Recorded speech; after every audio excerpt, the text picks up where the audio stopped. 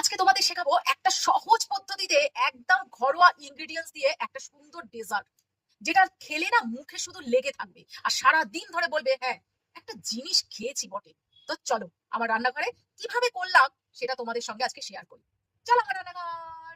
500 দই ছাঁকনির মধ্যে এইরকম ভাবে একদম একটা সাদা কাপড় নিয়ে জল ঝরাতে দেবো, যাকে বলে হাঙ্কার, সেইটা করবো এখন। এবার এর উপরে একটা ভারী কিছু চাপা দিয়ে দেবো যাতে জলটা খুব তাড়াতাড়ি ঝরতে থাকে, ঘন্টার মতো জলটা ঝরুক, কারণ আমাকে একদম পেতে হবে হাঙ্কার, একদম জল থাকবে না। 500 দই থেকে জল ঝরাতে দিয়েছিলাম, তার মধ্যে এইটুকুনি দেখাতে পাচ্ছি, এইটুকুনি পুঁটলি মতো দই বেরিয়েছে, মানে হাঙ্কারটা আমি পেয়েছি।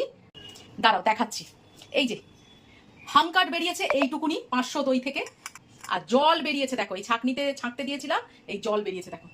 তাহলে কি খাবে মানুষ? শুধু জল খেলেই হয় দইয়ে? ভাবো তুমি। তো এটাকে আর লাগবে না, এটা আমি ফেলে দেবো। আর কি কি ইনগ্রেডিয়েন্টস লাগবে সেটা আজকে তোমাদের দেখাই। আগে দুটো আম লাগবে, পাকা আম একেবারে, আর আগেই খেয়ে দেখেছি খুব মিষ্টি আমটা, এরকম টক জাতীয় আম হলে নেবে না সেটা। আর এই গরম মশলা থেকে আমি শুধু এলাচটাই নিয়ে নেবো, এলাচের গুঁড়োটাই আমার প্রয়োজন। আর এই পাশে আছে একটা 10 টাকার আমুলিয়া, মানে ওই গুঁড়ো দুধ, যেটা অবশ্যই লাগবে।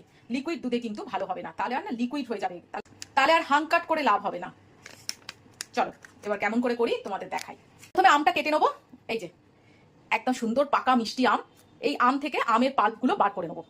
এই কাজটাই আগে মেন কাজ, এইটা হয়ে গেলে ব্যাস আর কোনো চিন্তাই নেই রান্নাটা করার জন্য। আমের পাল্পটাকে আমার মিক্সিং জারে একটু পেস্ট করে নিতে হবে। তার আগে শুকনো অবস্থায় আমি একটু চিনি আগে গুঁড়ো করে নেবো, চিনিটা দরকার, বেশি চিনি নেবো না, অতিরিক্ত মিষ্টি হলে ভালো লাগে না। আর সঙ্গে এলাচ নিয়ে নেবো বেশ কয়েকটা, একসঙ্গে চিনির সঙ্গে একদম গুঁড়ো করে নেবো। দেখো চিনিটা এলাচের সঙ্গে পাউডার করে নিয়েছি, তো কি সুন্দর একটা এলাচের স্মেল আসছে যে কি বলবো।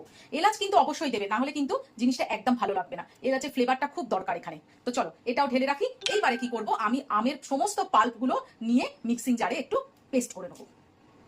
পাল্প বার করে নিয়েছি দুটো আমের, এইবারে আমি 10 টাকার গুঁড়ো দুধটা এর মধ্যে দিয়ে একেবারে পেস্ট করবো, কোনো জল দেবো না, কিচ্ছু না।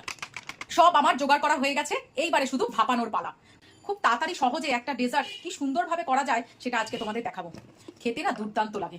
এইরকমই একটা অ্যালুমিনিয়ামের পাত্র নেবে, দেখো আমি একটা ডেচকি টাইপের নিয়েছি, ছোট, পুরী থেকে কিনেছিলাম, সেইটাই নিয়েছি। কেননা এই বেকড বা ভাপানো এইসব জিনিসগুলো না এই অ্যালুমিনিয়ামের পাত্রে বেশ ভালো হয়, স্টিলের পাত্র না পুড়ে যায় নিচটা, এটা কিন্তু মাথায় রাখবে। এবার একটু ঘি নিলাম, ঘি নিয়ে পুরো অ্যালুমিনিয়ামের পাত্রের ভেতরটা মাখিয়ে নেবো। দুটো কারণে মাখালাম, এক হচ্ছে একটা সুন্দর ঘিয়ের ফ্লেভার আসবে, আর দ্বিতীয়ত হচ্ছে খুব তাড়াতাড়ি আমার ভাপানো হয়ে গেলে দইটা বেরিয়ে আসবে এই ডেচকিটা থেকে। তো চলো এক এক করে সব জিনিসগুলো দিয়ে দিই। প্রথমে দেবো দই, হাঙ্কাট, দই নয় অনেক জল বেরিয়ে গেছে, বলতে হবে না হাঙ্কাট, হাঙ্কাট আর গুঁড়ো চিনি আর